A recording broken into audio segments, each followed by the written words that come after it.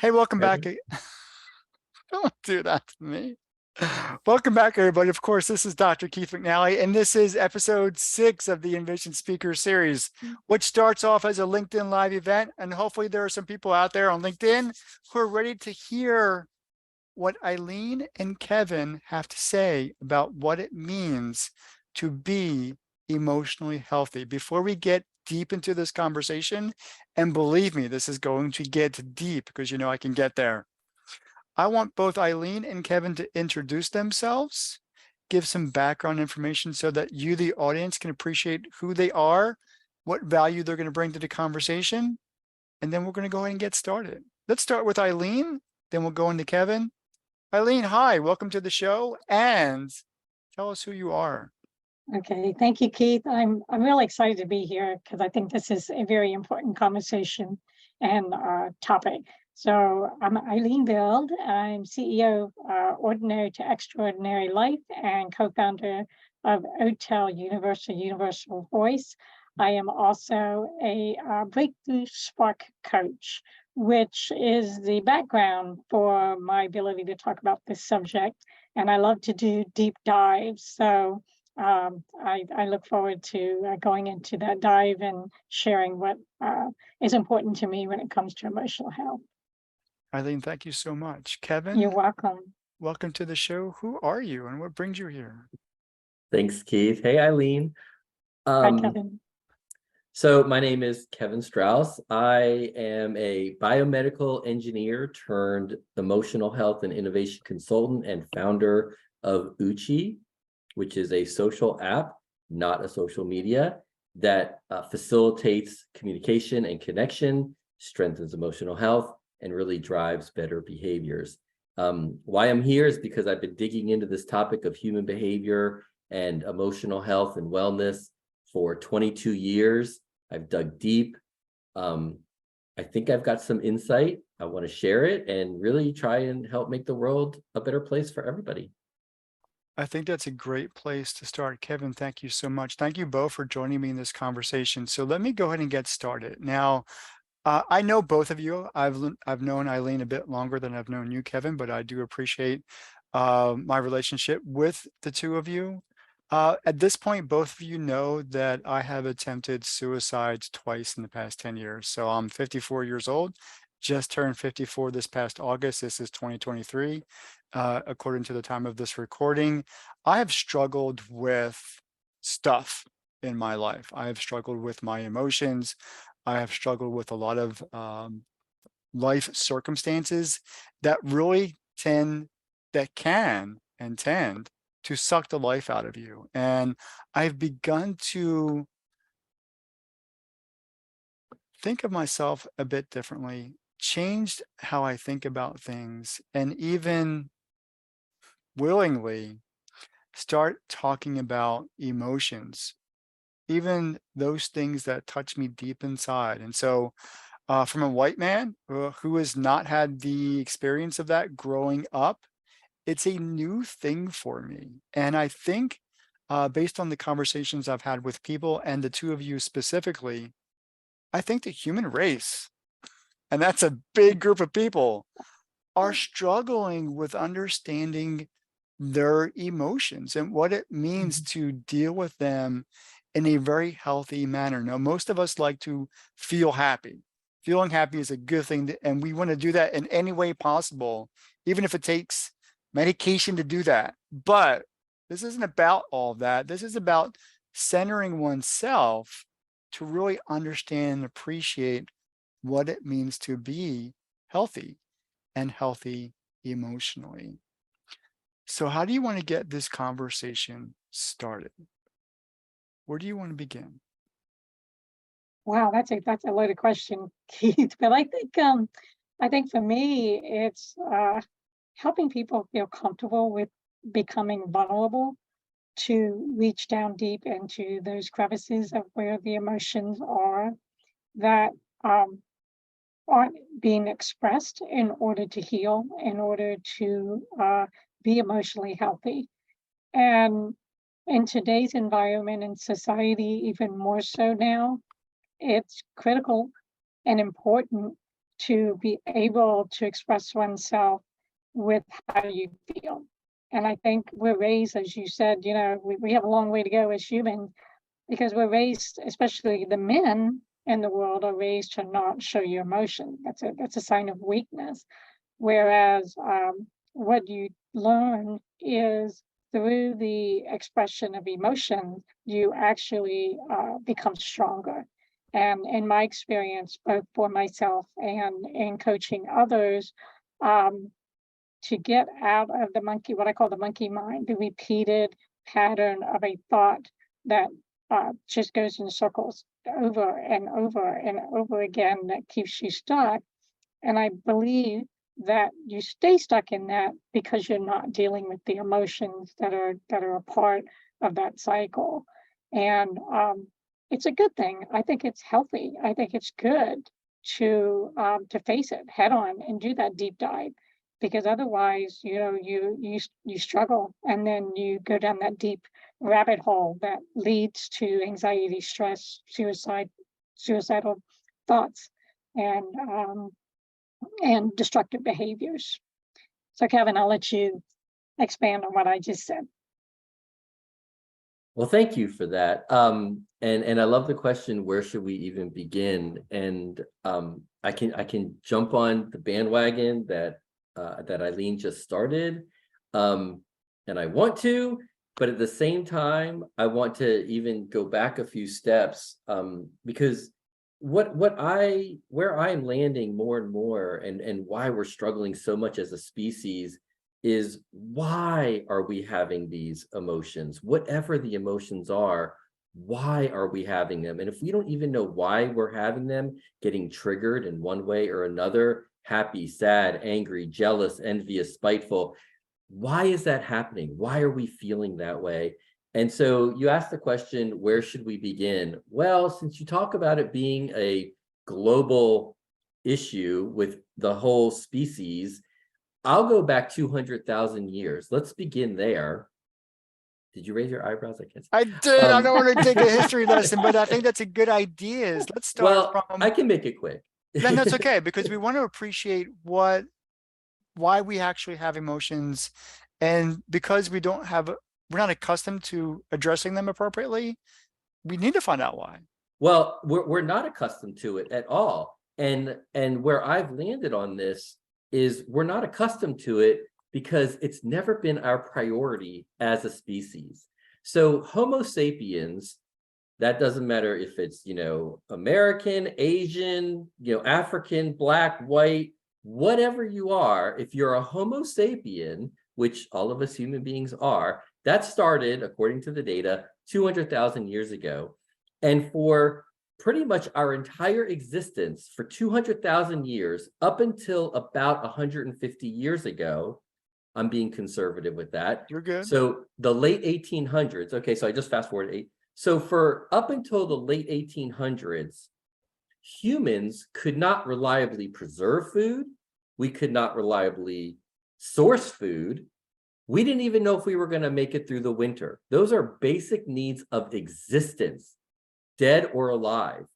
So our entire priority as a species for the past 200,000 years has been survival. We need food. We haven't had food in 3 days. I don't care if you're happy, sad, or whatever. We need food. Nothing else matters if you're dead. So we've never really actively, intentionally nurtured our emotional health because it's never been a priority. So we don't even know how to really do it.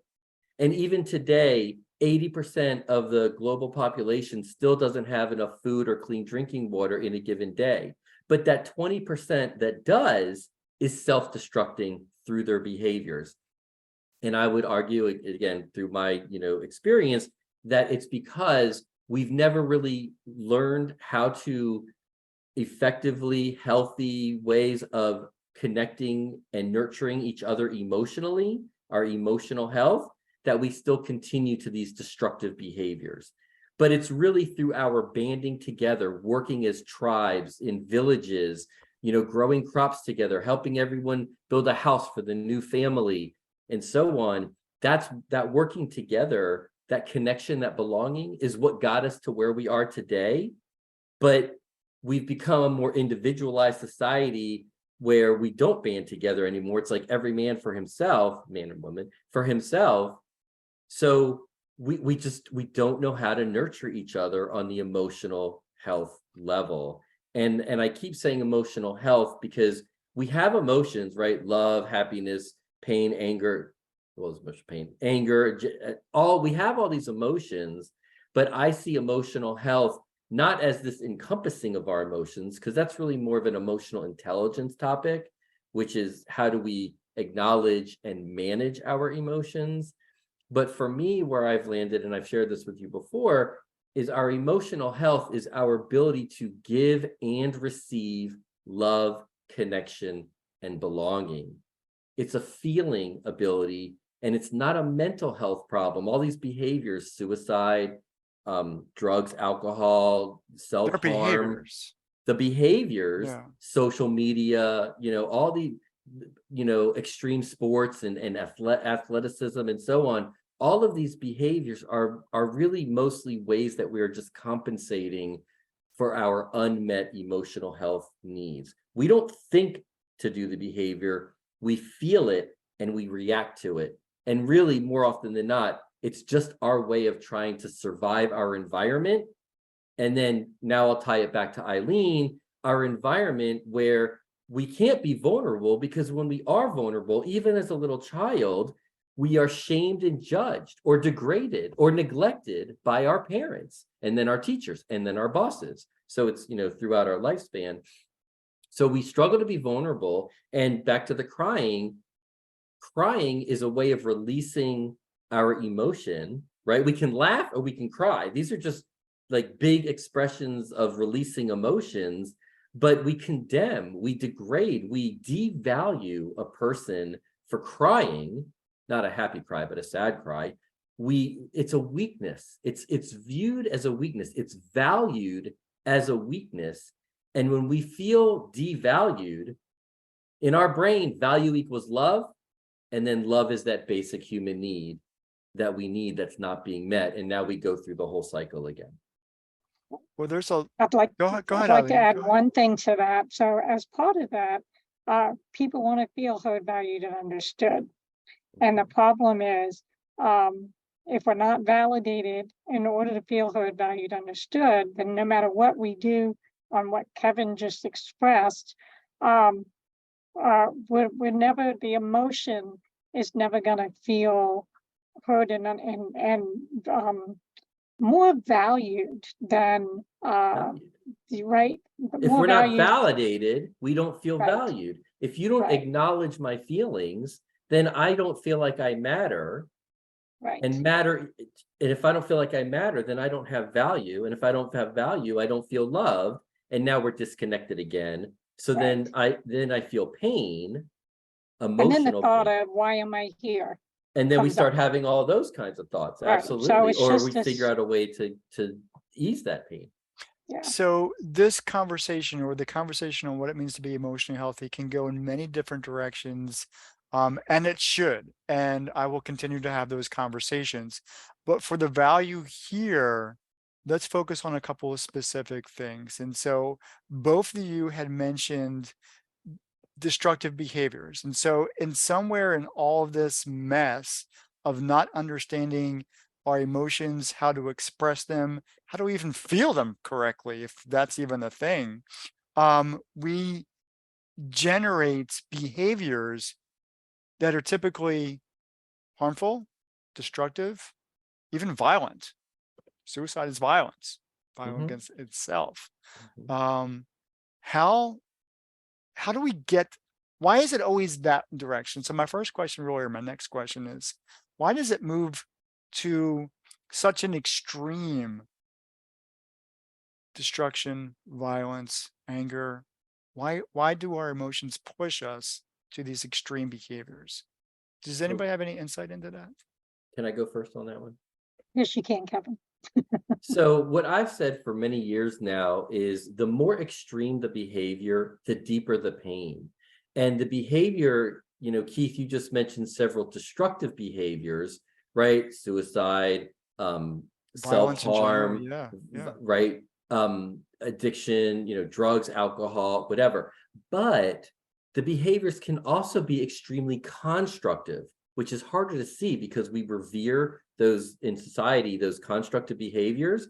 But I see it all the time. I'm a 22-year Ironman triathlete. I see it in the endurance sport arena all the time, where people came from a drug or alcohol abuse problem and they say, oh, triathlon saved my life, marathon running saved my life.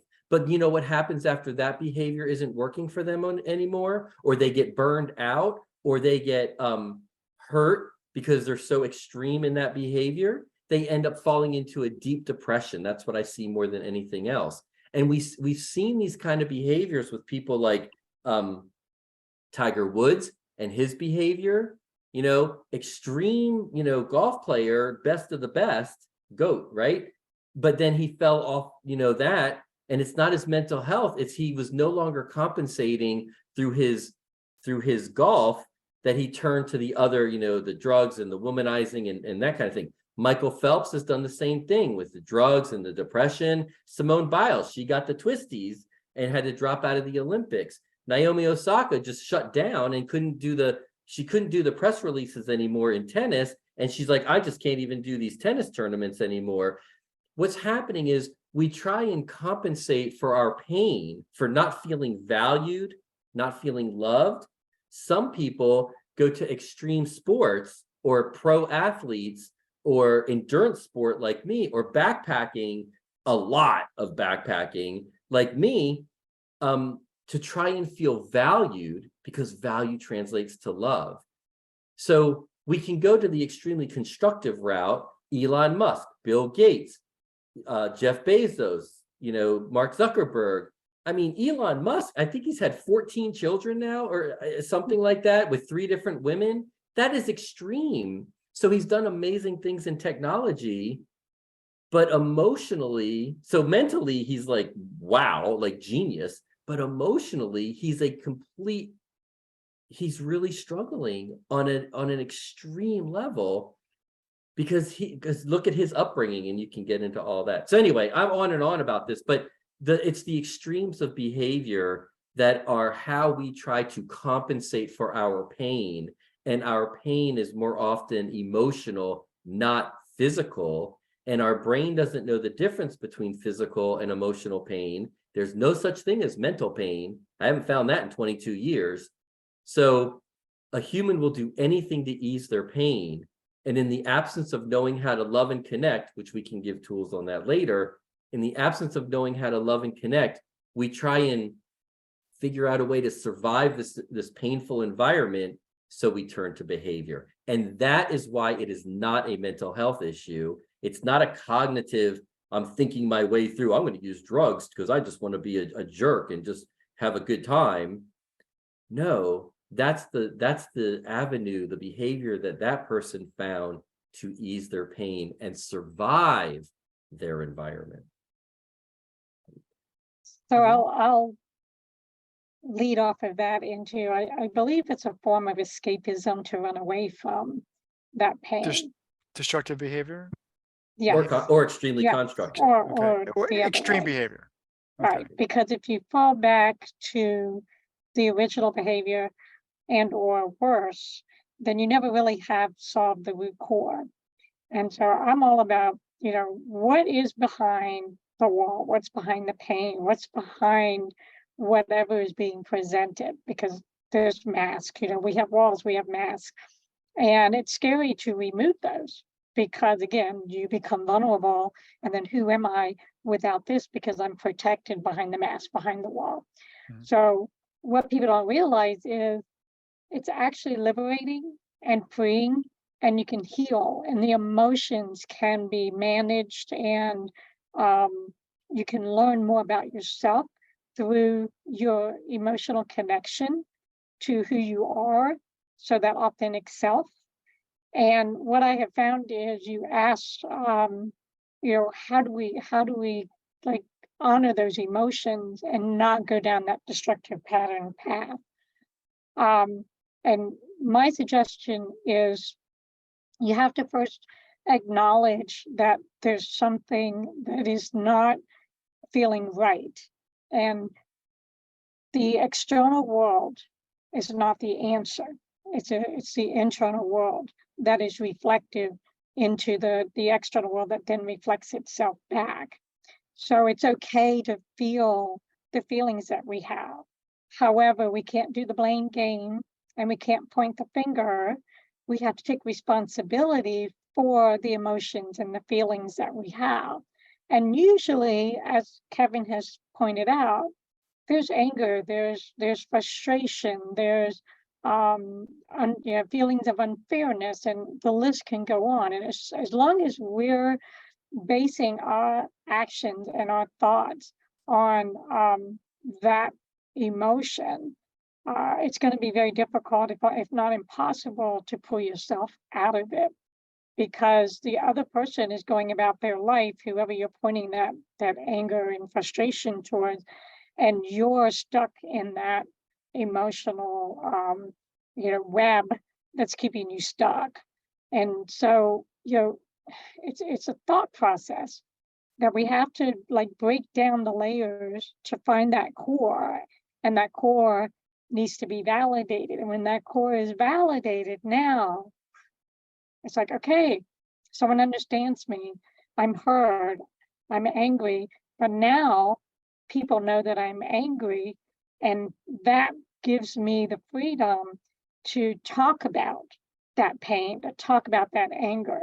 And now that I talk about it, I can find a solution to what I found was an injustice or unfairness or whatever was presented to me in that experience.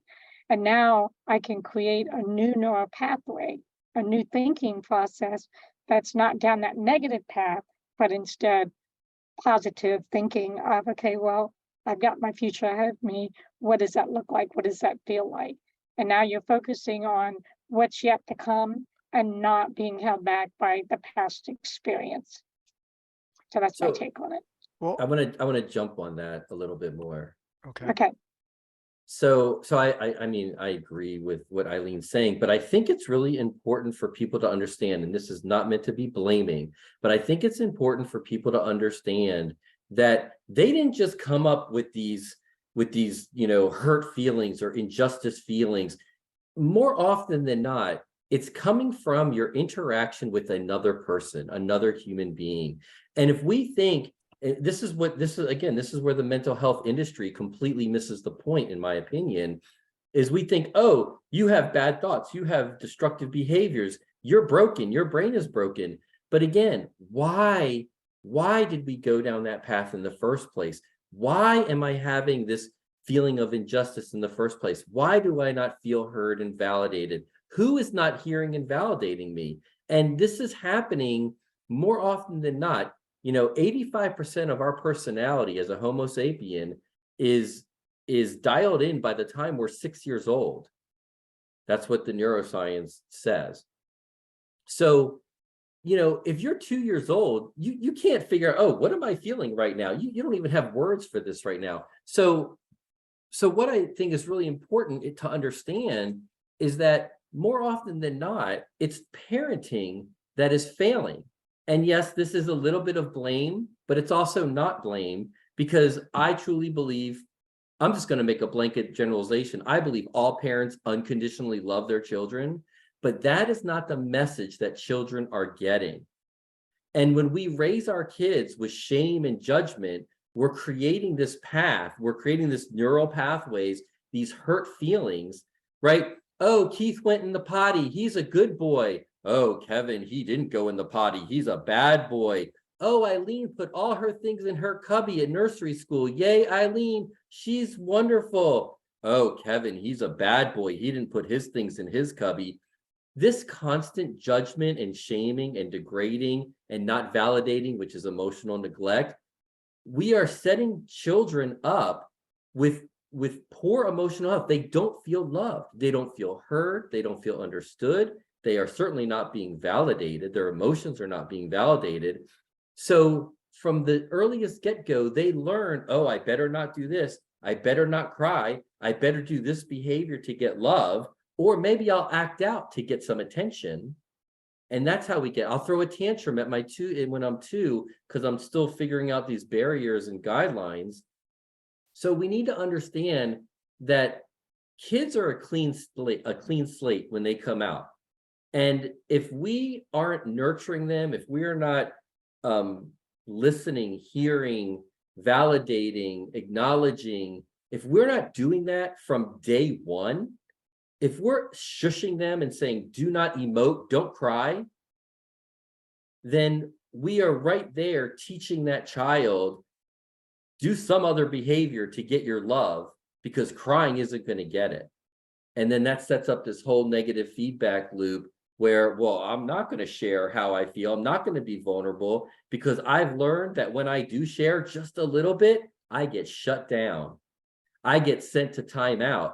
I get left in my crib until I cry myself to sleep because I just pass out from exhaustion. And that's how we're raising kids globally. And this is why we're in the situation that we're in today. So that I can kind of keep up with the power here, I want to bring myself back to a review real quick. Going back to the initial question, are we emotionally healthy? The answer obviously is no. I'm evidence of that, and apparently all of us are at some level. But what I'm hearing from the two of you is that it's rooted in our connections with other people. And Kevin is explicitly saying it roots all the way back to when we're born, and probably even prenatal at that point, Right. if we draw the connection as to what the condition is environmentally, physically of the mother and where she's living at. So what I'm understanding then from the two of you is that we understand ourselves emotionally based on our relationships and our connections with other human beings. And because they're not healthy, we're not healthy. Am I close to an understanding here? I think you nailed it. Okay. Yes, So yes. with that being the case, as I like to say, let's flip the coin. Let's look at the other side. Let's move towards health, because that's what the Envision Speaker Series is all about. Having that conversation. How do we have a conversation where we're validating, because that's the word both of you are using, validating the other person so that they are feeling valuable? How do we have those conversations? How do we have them consistently? So, and I want everybody who's listening and watching, this is where the learning is going to come in, because these are how we're going to change the conversation, Kevin, around mental health. If that's okay. How Yeah, can we so have those Eileen gets to go conversations? first on this one. All right, Eileen, go first on this one. How can we change Okay, the conversation? How can we you validate can, somebody else? right. So the key is to listen, speak less, listen more. And you're going to want to develop the skill to understand when a person is telling on themselves, and the key point of what needs to be validated. So it is a skill, and Kevin knows all about that. What's a skill? Wait, stop. To What's a skill? to be able to proactively listen for where the person is telling you what they need to be validated. So do The I need to go skill to is how school to for this? validate. Yeah, the skill is how to validate somebody else. Understood. Yeah. And I, as a podcast host, I tend to think I'm pretty good at it. I don't know. But for most people, maybe even myself, do I need to go to school for this? Do I need to be coached on it? Do I need to Coaching or practice? taking a class, practice. Oh, Do I need- practice is huge. Kevin, Kevin has taken a course that I teach, actually, Introduction to Validation.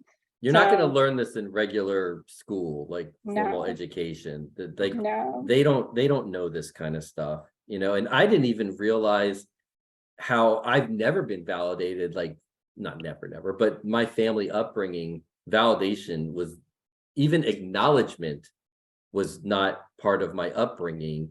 And then when, I'd met Eileen and we have conversations and she's validating me and I don't even realize it. And then I learned more about it. I'm like, oh my God, Well, This is what I've been missing. with that being the case, Kevin, give an example of how that actually happened. Do you remember anything, like especially the early onset of when Eileen validated what you were feeling? I don't Because remember a specific, like what it was that she did, but like of the conversation, but I'll just share what I've learned from Eileen and what she did to me without me realizing it. Is Eileen would make statements, I'd share something and Eileen would make statements back to me, and my reaction to Eileen would be exactly. And that's how you know that you validated someone, because when they come back with an exactly, that means you totally heard them. And it's not just hearing what they say, like parroting it back, parroting like the bird. You're not just parroting back and repeating what they said. You are sharing a statement back that lets that person know you hear and understand the feeling, the emotion that they're expressing. They didn't say it, but they're telling you a story, and you say something like, so being talked over during a podcast interview is really frustrating and annoying. You say exactly, something like that. Well, and I'll say that I know for Kevin, it helped him to understand his relationship with his family better, because he was able to step back and be more an observer of what they were bringing to him that wasn't validating, that was more invalidating. And because of understanding validation, he could now listen to and experience have the experience with his family without the triggers. So it helps to eliminate triggers and really help you feel better about yourself. Because Oh, totally. now Kevin is listening to his family to understand where their pain is and how that's reflecting back on him and kind of mirroring his pain. So it's like a dance between the two people, and it's a combination of communication, listening, psychology 101. I mean, there's a lot of pieces to it, and once it becomes a part of the way you communicate with people as a way of being, it totally relaxes the need that we have to be validated, because you validate yourself along the way. So Well, all and I the also understand that my expectation, like with my parents, has completely changed.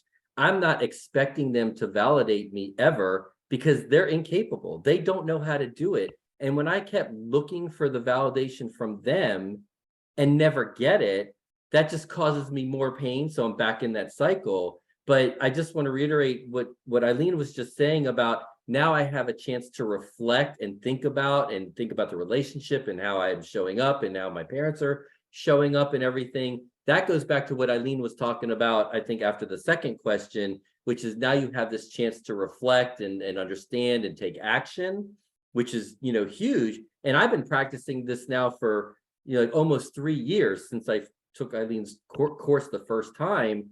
And I'm still actively practicing this, and I still don't have it down.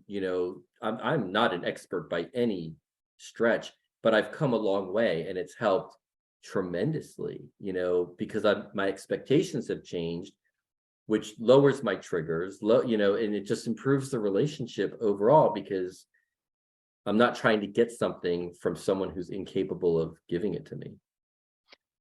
in life, Kevin, thank you for that. In life, we have different types of relationships. We have family, we have partner, we have friendships, we have coworkers, we have boss employee, client to coach, whatever that looks like.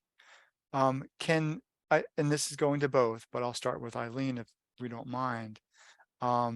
Your strategy to validate where somebody else is, the words they use, the nonverbal communications that they're giving, signals that they're giving. Can the approach to validate somebody span across all of those different types of relationships? Or are we trying to focus and recover from early childhood family relationships where things may or may not have been great. Kevin's already shared with us things were not too keen on his side of the table or his family. I could equally say similar things with my family. Um, Eileen? Yes, Right. definitely across all relationships, because what happens is, and I'm sure you both and people watching and listening have experienced, someone else outside of, let's say, a family dynamic, and someone in the family is a trigger for you, and you go to a new job and you start to interact with people, guess what? There's going to be someone there who reminds you of that parent that you're triggered. So now you're triggered by them. Oh, So humans are humans. Doesn't matter what the dynamic of the communication and the connection is. We're all human, and the human base is we want to be loved, as Kevin said, heard, valued, and understood. And in order to support that basic need, and so and get out of survival mode and more in living, living life in the moment to appreciate and to have gratitude. And if we are standing on a foundation of all the things we've talked about so far, it's very difficult and almost impossible to be in that other space. So there's so much that's missing in training and helping people as they grow from birth into adulthood. There's so much missing in the training of learning how to be a healthy, emotional, human adult that we're seeing an epidemic now of anxiety and stress and suicide because there's too much emphasis on the external, and you're not, as Kevin mentioned earlier, you're not good enough, you're not worthy enough, and there's authority figures, which are the parents and the bosses and coworkers who think they have authority over you, et cetera, who don't have that skill or the knowledge or the awareness that they're not treating you in the way that you need in order to feel valued, heard, and understood. And we're not, we're not raised to say, hold on a minute, what you said, that was really hurtful. I would rather you say, hey, great job. Next time let's work on that together and maybe we can do a better job. And instead of saying, you really messed up on that piece and I'm going to take this over from you. There's so many destructive conversations that people have where if you just shift and change some of the verbiage and your perspective of the other person, then that person now starts to feel valued, heard, and understood. So now your communication is going to be healthy, your emotions are going to be healthy, and it creates a whole different experience for everyone. And I can tell you for those that are around me on a regular basis, and I practice. I'm all like Kevin, I teach it, but I practice it. And I'm always looking at where can I improve it, because it's a lifelong skill. Yeah. Because we're around people. So, communication is important to me. I want to leave my experience and the other person to leave our experience feeling good. And if there's any tension or stress, I'm going to look at what do I need to say thank to in order for them to come to me in the experience in a way that we both leave in a healthy way. So for those who I validate on a regular basis, I see and I pay attention to their transitions and their changes. And inevitably, they smile more, they laugh more, they carry themselves different. There's so many positive. It's a total energy change, it's a Yes. total shift. Instead of this energy collapsing in on itself, which you can measure, through the magnetic field, the energy becomes this expansive energy, and then those fields interact, and it's a connection. It's an energetic connection, it's an emotional connection, And again, we go back to the love, connection, belonging. That is a basic human need. That's how we got to where we are today, but it's also how we're just self-destructing. And guess what? Do you want to be around that person again? So you leave the experience and you're thinking, okay, that was good. I don't mind that person being in my sphere of influence. So when they call, or you meet them, or you're working with them, or whatever, now you're not bracing yourself to be triggered. Instead, you're open. It opens yourself up to bringing them in to have that good experience again. So Kevin, I'm pretty sure, and I know we talked about it, as you started to shift your relationship from yourself with your parents, you didn't mind going over to their house anymore because you knew that at least you would leave the experience feeling okay, right?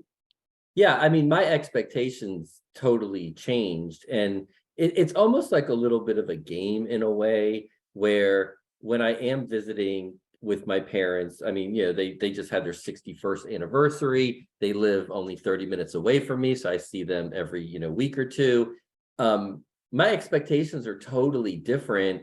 And it's kind of a game to try and figure out, oh, what feeling, what emotion are they struggling with? Because all of their judgment, criticism and judgment is their own pain. And Eileen had said this earlier, that's their own pain coming out. They're dumping it on me. Okay, so if I can see they're judging me or they're judging somebody else, how can I validate the emotion around that judging statement?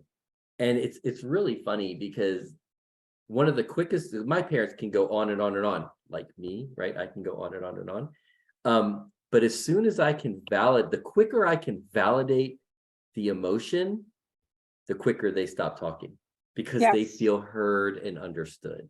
Yes. Oh, it's amazing. When you It's like truly, magic.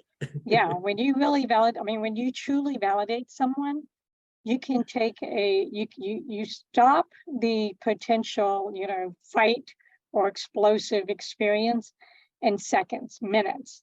And Oh yeah. it just turns it off like that. It's I mean, my really, parents, my parents were almost like deer in headlights, like, because they've never been validated. Like, for their 80 years of their lives, they've never really felt validated. So when I can validate them, and again, sometimes I can get triggered before I can get to the validation, and then, but if I can validate them, they're like, they don't know what to do because they've never really experienced feeling heard and understood. and it's a good feeling. So it's Oh, like, it whoa, feels really good, but they don't right, know where it's coming from because right. they haven't really felt it before. It's really kind of amazing.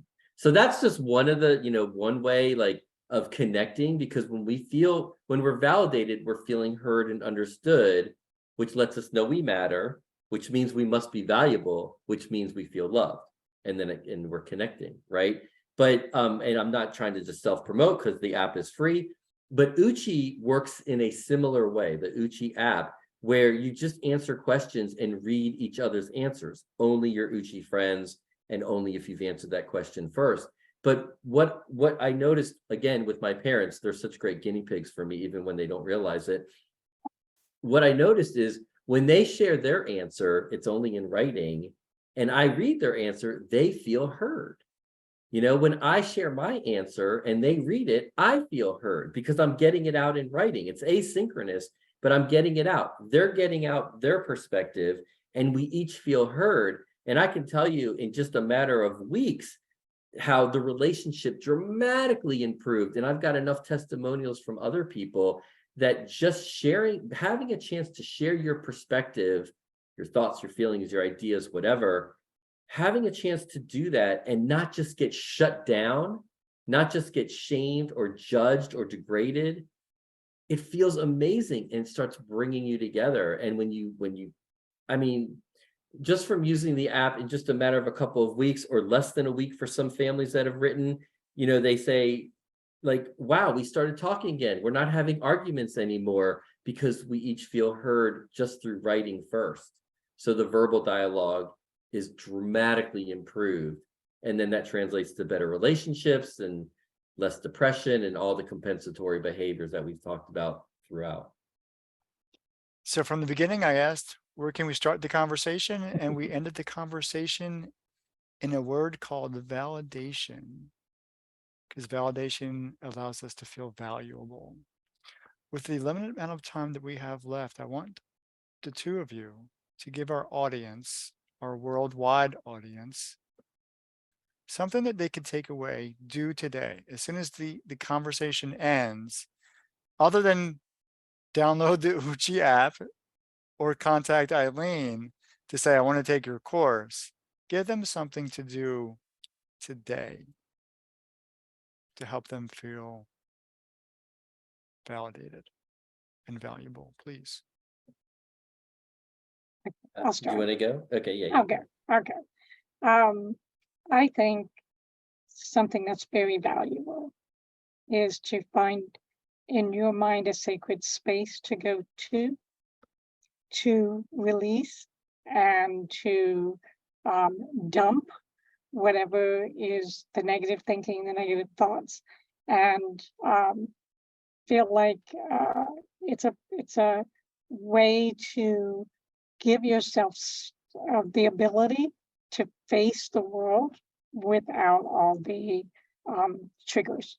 So it takes practice, but if you can just go into a quiet place and visualize in your mind, quiet the mind, and visualize a place that every time you feel you want to release, to vent without having to talk to a friend, or if you feel you don't have anybody, and use that space as a foundation to center and ground yourself before you go into an experience with someone else or into the world. Wow, good. Kevin? I'll give you three things. But just like Eileen was saying, you've got to practice this stuff. It doesn't just, it's not, health and wellness is not a one and done event, right? You gotta practice these things. So what I'll say is, whenever you're interacting with another person, really try to listen to understand the other person, really hear what they're saying. Two is to try and acknowledge and validate, again, the validation, but try to acknowledge and validate whatever it is they're saying and the emotion behind it. And three, whenever you're interacting with another person, do everything possible to not shame, judge, degrade, or emotionally neglect that person. Eileen, Kevin, thank you for sharing your time with me and for being part of this conversation. For those of you who are watching and listening to this conversation, thank you for joining me on another edition of the Envision Speaker Series. I'll see and I'll hear you next time. Take care. Bye-bye.